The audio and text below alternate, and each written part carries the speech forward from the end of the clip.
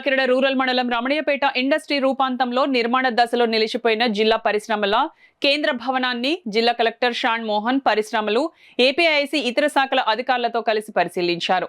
భవనంలోని లోపలి భాగాలను పరిశీలించారు. భవన నిర్మాణ పనులు ఎప్పుడు ప్రారంభమైంది, నిలిచిపోవడానికి గల కారణాలను అధికారులను అడిగి తెలుసుకున్నారు. అనంతరం జిల్లా యువజన సర్వీసుల శాఖ సెట్రాస్ కార్యాలయాన్ని, ఏపీఐసి జోనల్ మేనేజర్ కార్యాలయాన్ని జిల్లా కలెక్టర్ షాన్ మోహన్ పరిశీలించారు.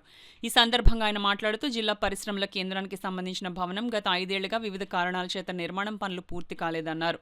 నిరుపయోగంగా ఉన్న జిల్లా పరిశ్రమల కేంద్రం భవనాన్ని సంబంధిత శాఖ అధికారులతో కలిసి పరిశీలించడం జరిగిందని, ఈ భవనం పూర్తి స్థాయిలో అందుబాటులోకి తీసుకురావడానికి దాదాపుగా 2 కోట్ల రూపాయల వసూలు చేయాల్సి ఉందని ఆయన తెలిపారు.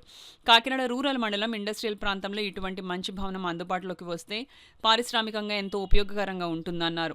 దీనిపై అధికారులతో చర్చించి త్వరలో నిర్ణయం తీసుకోవడం జరుగుతుందని ఈ సందర్భంగా జిల్లా కలెక్టర్ తెలిపారు. ఈ పరిశీలనలో జిల్లా కలెక్టర్ వెంట జిల్లా పరిశ్రమల శాఖ GM CH Ganapathi, APIC zonal manager A Ramanareddy, సెట్రా సీఈఓ కేఎస్వి, కాశీ విశ్వేశ్వరరావు, ఇతర అధికారులు తదితరులు పాల్గొన్నారు.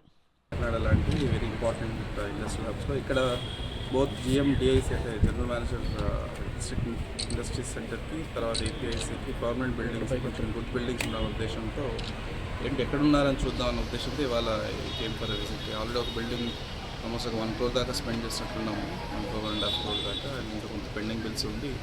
ఆల్మోస్ట్ 2 crores వర్క్ ఈజీగా పెండింగ్ ఉంటుంది. సో ఈ 2 crores వర్క్ చేయగలిగితే this building will very useful one for offices కానీ ట్రైనింగ్ సెంటర్స్ కానీ.